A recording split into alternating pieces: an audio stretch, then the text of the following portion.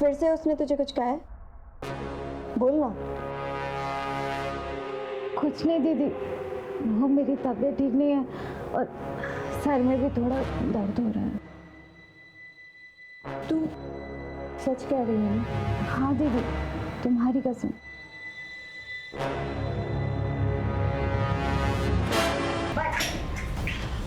अश्वी, क्या हुआ? मुझे अर्जेंटली निकलना होगा अभी। आई कॉल यू ना। बाय बाय, ध्यान से जाना।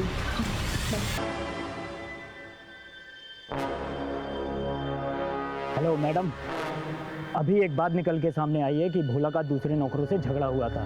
मैडम, पहले भोला और मैं दोस्तों के साथ टूटता बैठता था, अभी वो नहीं आते जाते। क्यों? बोलना क्यों? ओके, एक दिन मजाक मजाक में हमारा झगड़ा हो गया।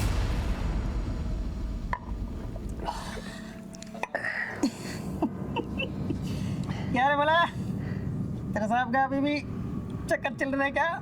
अरे उनके मामले में नहीं बोलते, वो बड़े लोग हैं। बड़े थे, उनकी बेटी भी हो रही है। क्या बोलना क्या चाहता बे? बोलना, हाथ मारता है कि नहीं? साइकिल सिखाने के बाद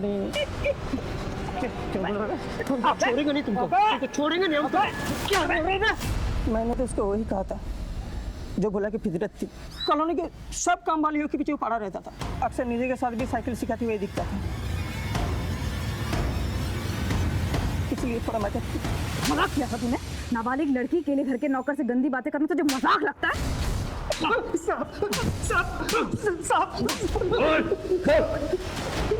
हमने कुछ नहीं किया साहब। निधि तो हमारे बहन जैसे साहब।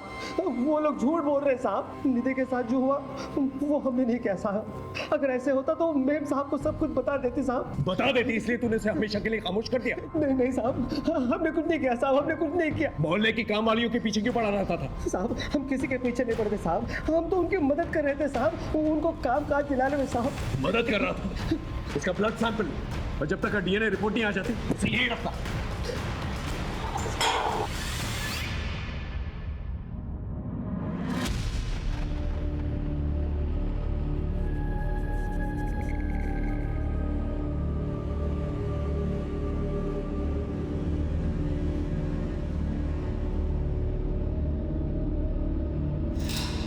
Excuse me, ma'am. Ma'am.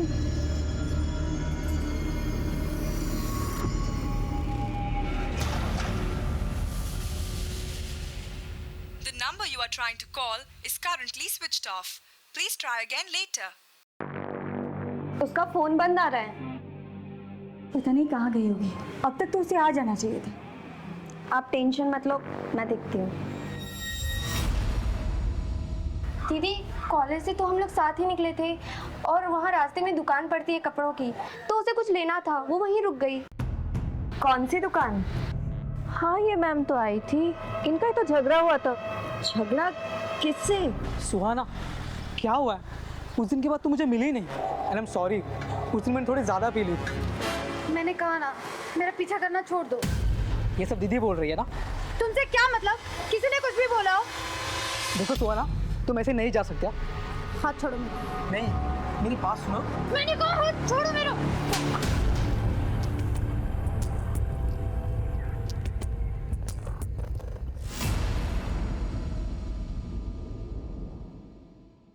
Sir, ये मेरी छोटी बहन है सुहाना। सर 18 साल की है, कॉलेज से घर ही नहीं लौटी। हम लोगों ने हर जगह ढूंढा पर कोई इन्फॉर्मेशन नहीं मिल रही है। हाँ सर, इसका फ़ोन भी बंद आ रहा है। आपको किसी पर शक है या किसी लड़के से कोई अफेयर? जी सर, आयुष सुहाना का बॉयफ्रेंड था। इन दोनों का ब्रेकअप हो गया था, पर अभी रिसेंटली मुझे पता चला है कि इन दोनों में झगड़ा हुआ था। सुहाना का बॉयफ्रेंड था? ये बात मुझे पहले क्यों नहीं बताई? आप कौन है? सर, मैं सुहाना और इसका पिता हूँ, लेकिन इन लोगों के साथ रहता नहीं हूँ सर। क्यों? दरअसल हमारी आपस में बनते नहीं है सर। तो सुजाता, ये सब सिखा रही हो अपनी लड़कियों को? अच्छा, जो आपको सिखाना चाहिए था वो तो आपने कभी सिखाया नहीं हमें। ये क्या लगा रखा है तुम लोगों ने? और ये आयुष कहाँ रहता है? चल बता, सुहाना कहाँ है? सर मुझे नहीं पता सुहाना कहाँ है। अभी 2 दिन पहले हमारा ब्रेकअप हो गया था। और ब्रेकअप के बाद गायब कर दिया उसे। बोल कहाँ है वो? अश्विति झूठ बोल रही है मुझे फंसाने के लिए। वो तो पहले से मुझ पे चिढ़ती थी। और उस दिन के बाद कुछ ज़्यादा ही। ये सब करने जाते हो तुम कॉलेज? हाँ, और तुम 1000 बार मना किया है मैंने, मेरी बहन से दूर रहने को बोला है ना तुम्हें। ये तुम्हारी लास्ट वार्निंग है। उस दिन गलती हो गई मुझसे, लेकिन आश्विति के कहने पर सुहाना ने मिलने से भी मना कर दिया था। बॉयफ्रेंड था ना तो उसका, बता कहाँ गई वो? मुझे कैसे पता चलेगा सर? मैं तो कहता हूँ आश्विका किया धरा ये सब मुझे फंसाने के लिए। मुझसे नफरत करती थी और इसलिए मुझ पे ना ये सब झूठे इल्ज़ाम लगा रही है। सुहाना की डिटेल्स निकालो, सारे इलाके में पूछताछ करो, शायद कुछ पता चले। Okay sir. रमन अवस्थी साहब से मिलना था। अवस्थी साहब ऐसे नहीं मिलते किसी से, उनसे मिलने के लिए अपॉइंटमेंट लेनी पड़ती है। कैसे मिलेगी अपॉइंटमेंट? 1 मिनट।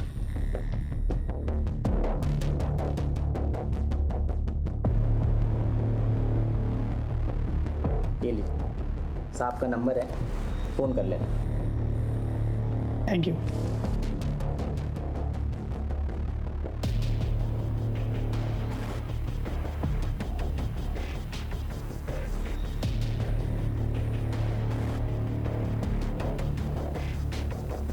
हेलो,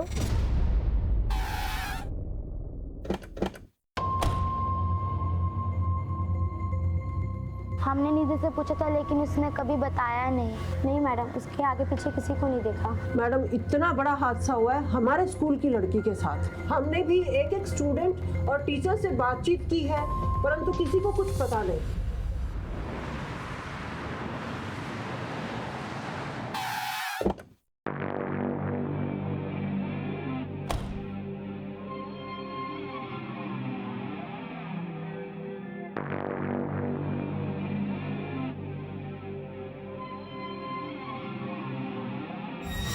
नमस्कार। Thanks you.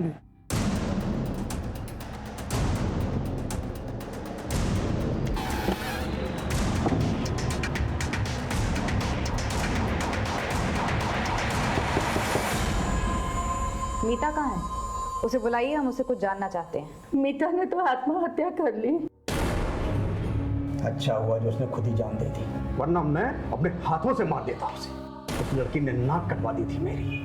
कितनी बेइज्जती हुई हमारी। गुप्ता जी, हाय हाय, गुप्ता जी, हाय हाय, गुप्ता जी, हाय हाय, ले चलो इसे। गुप्ता साहब, हाय हाय, गुप्ता साहब, ये देखिए अपनी बेटी की करतूत। ये गुल खिला रही है आपकी बेटी, ये हमारी बेटियों को पढ़ाएंगी और उन्हें अपने जैसा बनाएंगी। पापा, मेरी बात का यकीन कीजिए पापा, ये वीडियो मुझे ब्लैकमेल करके बनाया गया पापा। अरे ये क्या किया तूने?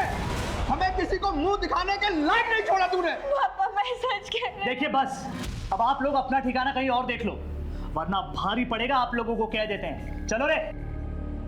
बहुत बदनामी हो गई थी, इसलिए दुर्गेश ने सगाई तोड़ दी। कोई भी लड़का वही करता जो दुर्गेश ने किया। थोड़ी सी शर्म बची थी, इसलिए मीता ने आत्महत्या कर ली।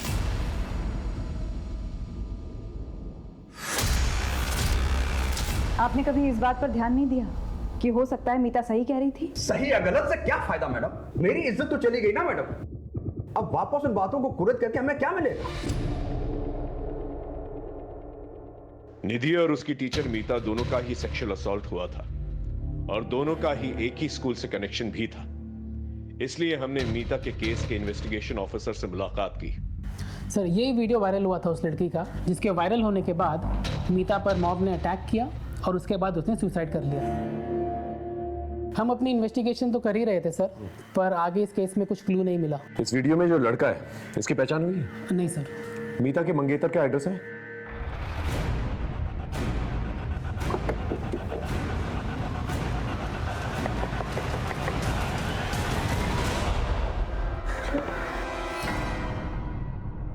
क्या हम दुर्गेश से मिल सकते हैं?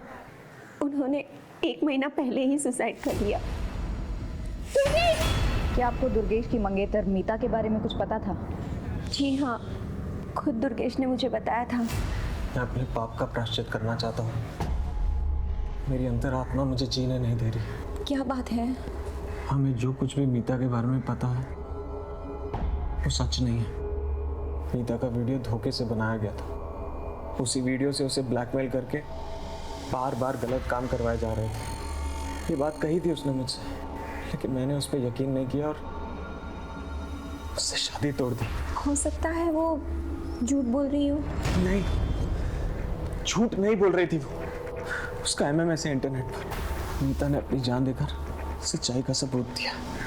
उसी रात उन्होंने सुसाइड कर लिया, उसके अलावा मैं कुछ नहीं जानती। ये मामला केवल निधि का नहीं है, बल्कि मीता के साथ भी इस किस्म का अपराध हो चुका है। मुझे लगता है भोली भाली लड़कियों को ब्लैकमेल करके उनको सेक्सुअली असॉल्ट करने का एक रैकेट चल रहा है, और मुझे तो शक है कि निधि और मीता को एक ही इंसान ने टारगेट किया है। बड़ी अजीब बात है सर, इनमें से किसी एक ने भी कानून का दरवाजा नहीं खटखटाया।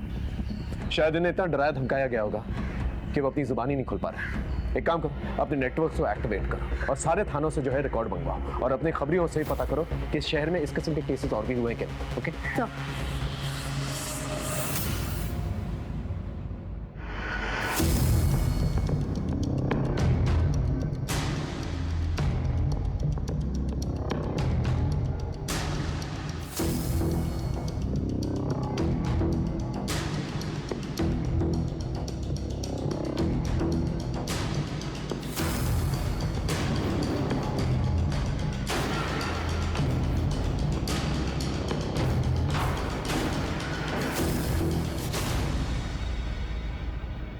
सर यही शॉप है, इसका लाइसेंस 2004 में लिया गया था।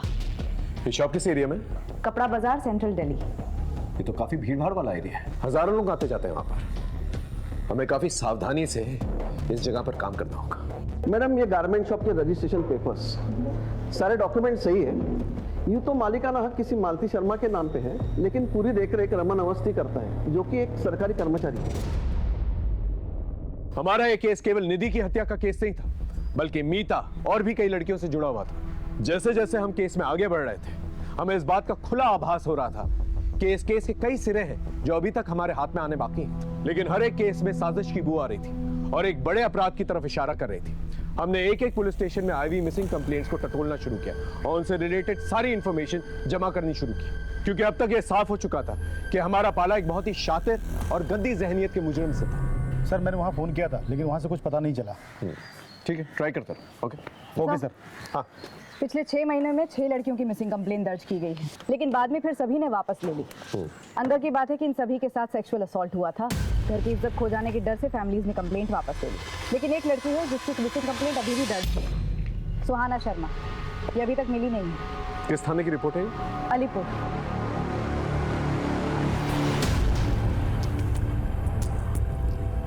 सुहाना शर्मा नाम है। लास्ट टाइम इसे एक गारमेंट शॉप के बाहर दिखा गया था।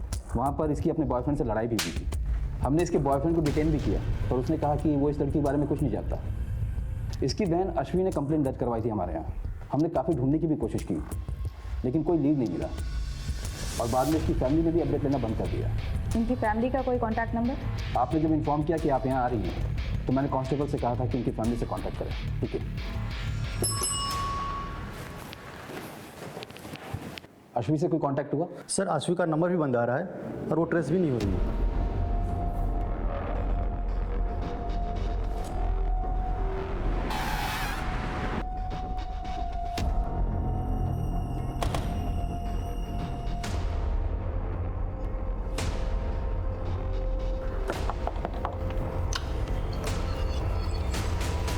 क्या हम अश्वी से मिल सकते हैं?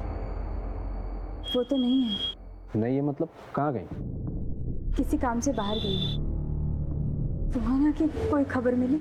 उसी केस के बारे में हमने उनसे बात कर ली है। आप आइए ना, अंदर बैठिए, मैं अपने पति को बुलाती हूँ, आप उनसे बात कीजिए। जी कहिए, मैं आपकी क्या मदद कर सकता हूँ? सुहाना मिसिंग केस के बारे में अश्वी से बात कर। वो सर, मेरी बीवी ने बताया ना आपको, बाहर गई है किसी काम से। उनका फ़ोन बंद आ रहा है। लगता है कुछ बैटरी का प्रॉब्लम हो। आप मुझे बताइए ना, क्या बात है सर? सुहाना मिसिंग केस के बारे में आप लोगों ने कई दिनों से कोई अपडेट नहीं लिया, पूछ सकता हूँ क्यों? कितना अपडेट लेते सर? पुलिस अगर अपना काम कर रही होती तो वो कब का मिल गई होती, इसलिए नाउम्मीद होकर हमने फॉलोअप करना बंद कर दिया। अभी कोई खबर है आपके पास उसकी? देखिए, हमें शक है कि सुहाना किसी सेक्स रैकेट में उलझी भी हो सकती है, क्योंकि उसी एज ग्रुप की कई लड़कियों की शिकायतें आई हैं हमारे पास। तो सर प्लीज उसे जल्दी ढूंढिए, प्लीज। हम पूरी कोशिश करेंगे। फिलहाल अगर आपकी अश्वी से बात हो तो उन्हें थाने भेजिएगा, शायद कोई इन्फॉर्मेशन मिल जाए हमें। जी सर।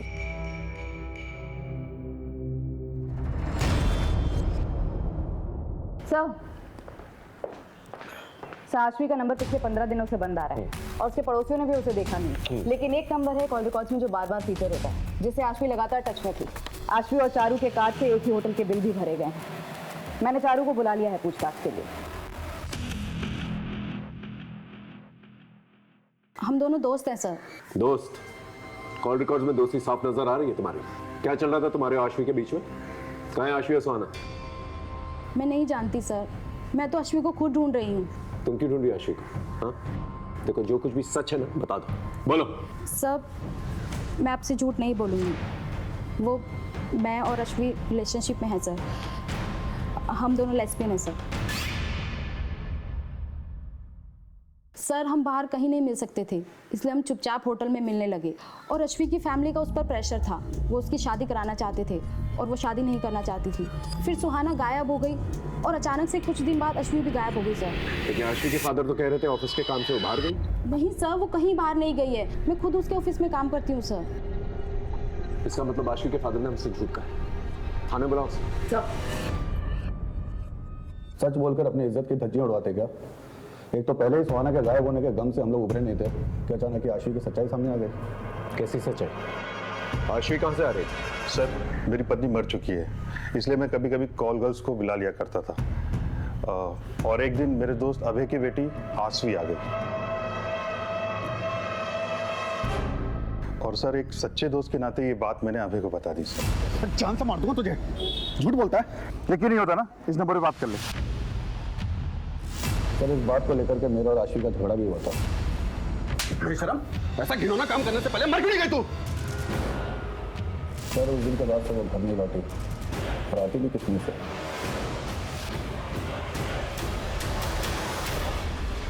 कहाँ से बुलाया था आशवी को?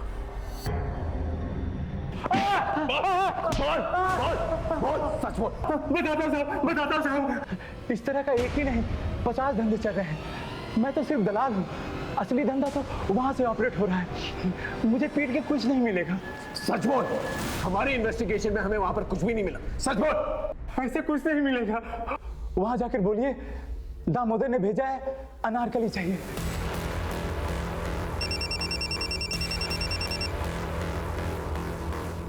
हेलो, ठीक है सर, निहारिका का पता चलेगा।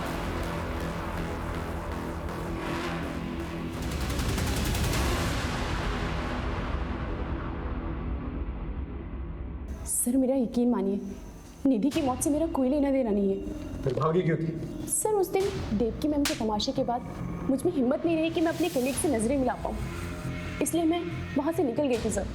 जहाँ इतनी बातें वेरीफाई हुई हैं, तुम्हारा स्टेटमेंट भी वेरीफाई होगा, और जब तक ये बात सच नहीं साबित हो जाती तुम यहीं रहोगे।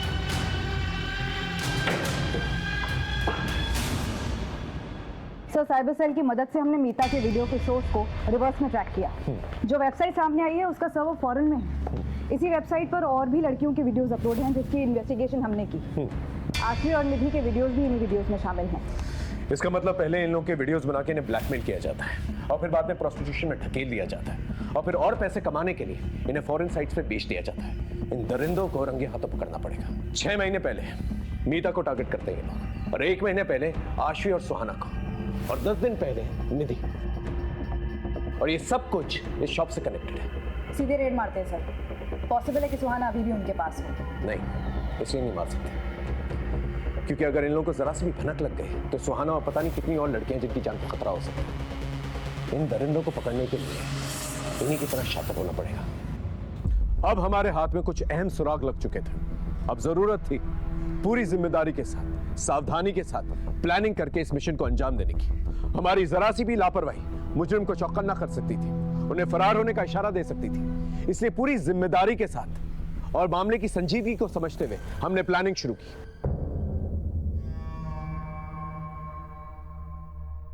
माल चाहिए,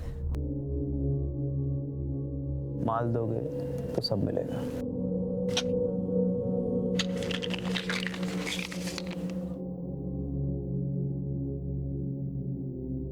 आओ मेरे साथ।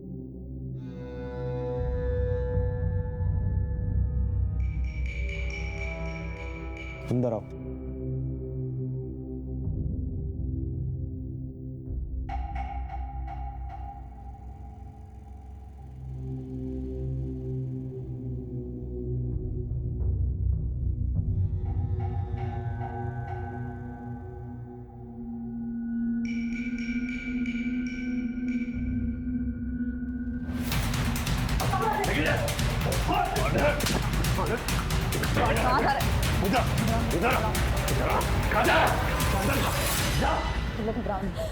इन बच्चियों को एनजीओ लेके जाओ। चल चल जाओ। घबराओ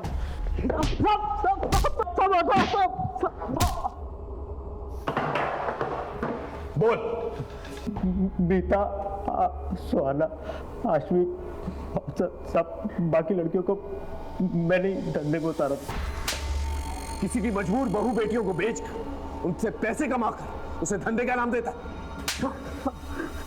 गवर्नमेंट ऑफिसर होकर ऐसी नीच हरकतें करते हुए शर्म नहीं आई तुझे?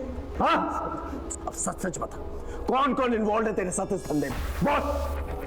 सब मैं ही हूँ अकेला। सब मैंने दिखावे के लिए गारमेंट शॉप खोल के रखी है और वहीं से हम लोग अपना शिकार तलाश करते हैं। और ट्रायल रूम किधर है? बता दो। उस तरफ।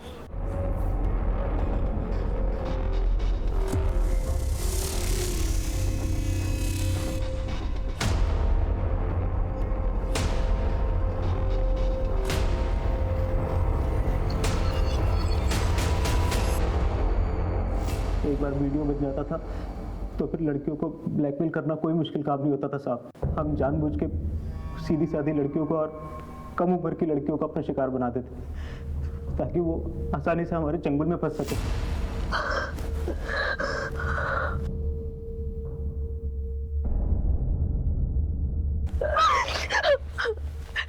प्लीज प्लीज प्लीज मेरा वीडियो वायरल मत करना। मेरी शादी होने वाली है। तुम जो बोलोगे, जैसा बोलोगे मैं करूंगी। प्लीज। सुहाना को तूने इस तरह से फंसाया, आश्वी को कैसे फंसाया? उस दिन सुहाना के कस्टमर पे ज्यादा टाइम ले लिया था तो उसे ढूंढते ढूंढते आश्वी दुकान पर आ गई थी। मेरी बहन है सुहाना, ये आपकी दुकान पर कपड़े खरीदने आई थी। ये आई थी यहाँ पर। आश्वी बहुत खूबसूरत थी साहब और उसके हमें ज़्यादा पैसे मिलते, इसलिए उस दिन हमने सुहाना को वहाँ से जाने नहीं दिया और सुहाना के जरिए हमने आश्वी को अपना शिकार बनाया।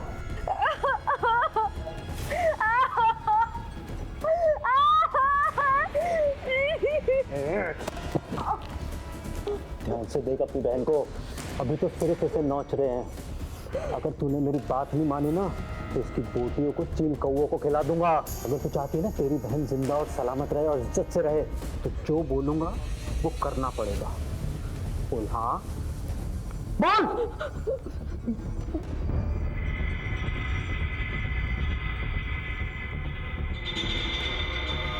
कहाँ है आश्वी? आश्वी तो कब की मर गई साहब।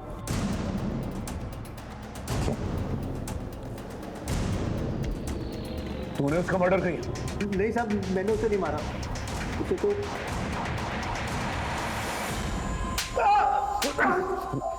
कमीने, बड़ी इज्जत की बातें कर रहा था ना तू कि इज्जत के मारे वो कहीं चली गई।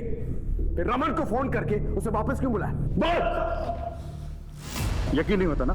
ले इस नंबर पे बात करके देख ले। तो ये है तेरी जॉब?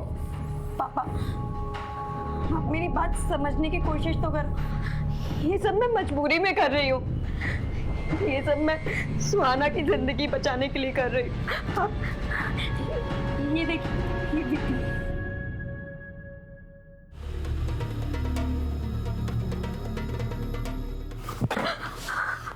मुझे पहले ही पता था, खुद तो बर्बाद हो गई और उसे भी इस नर्क में झोंक दिया तूने। इसकी जिम्मेदार भी आप है। अपनी गलतियां भी मुझ पर डालेगी? आज ये किस्सा मैं खत्म करके ही रहूंगा। इसका मतलब आश्वी ने सच कहा था, वो सुहाना को बचाना चाहती थी लेकिन तूने उसे मार डाला। बाप का हक तो जताना चाहता था लेकिन फर्ज नहीं निभा पाया। उसने एक बार तुझसे भरोसे की उम्मीद की थी, अगर तूने उस पर भरोसा कर लिया होता तो आज वो जिंदा होता।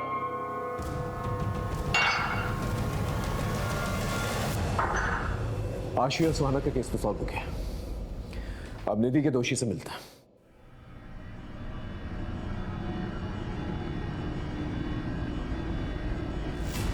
आश्वी, सुहाना और मीता को तूने नहीं मारा, फिर उस मासूम बच्ची की क्या गलती थी? निधि, उसे क्यों मारा? निधि किसी के लिए खतरा बन गई थी, इसलिए उसे मारना पड़ा।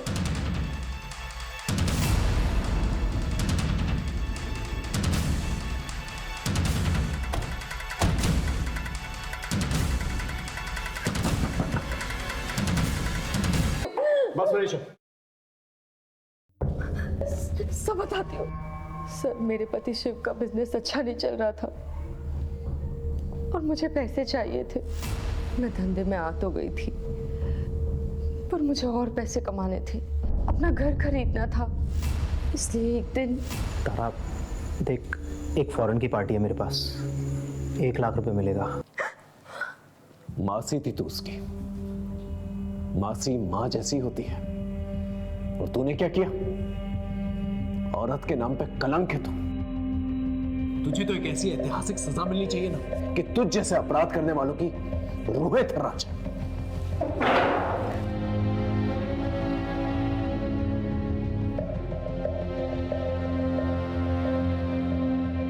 जो संगीन जुर्म इस औरत ने किया है, अगर कानून में फांसी से बढ़कर भी कोई सजा होती तो मैं उसकी मांग करता जज साहिबा।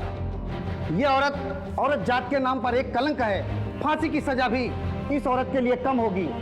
निधि शर्मा के बलात्कार और फिर हत्या में तारा शर्मा ने जो भूमिका निभाई है, निधि ने अपनी माँ से भी ज्यादा प्यार अपनी मासी से किया था, भरोसा किया था, और उसी मासी ने अपनी लालच के लिए उस मासूम को मौत के मुंह में धकेल दिया। लिहाजा तमाम सबूतों और गवाहों को मद्देनजर रखते हुए ये अदालत आरोपी तारा शर्मा को 20 साल की कैद बामुशक्कत की सजा सुनाती है। इस गिरोह के सरगना रमन अवस्थी और अन्य आरोपियों को भी सजा सुनाई जाती है। जिस तरह तारा का ये अपराध जुर्म की किताब का एक स्याह पन्ना है, उसी तरह तारा को दी जाने वाली ये ऐतिहासिक सजा दूसरे अपराधियों के लिए एक रोशन मिसाल बनेगी। तारा ने निधि का और उसके मंगेतर दुर्गेश ने भी उस पर भरोसा नहीं किया। उसे अपनी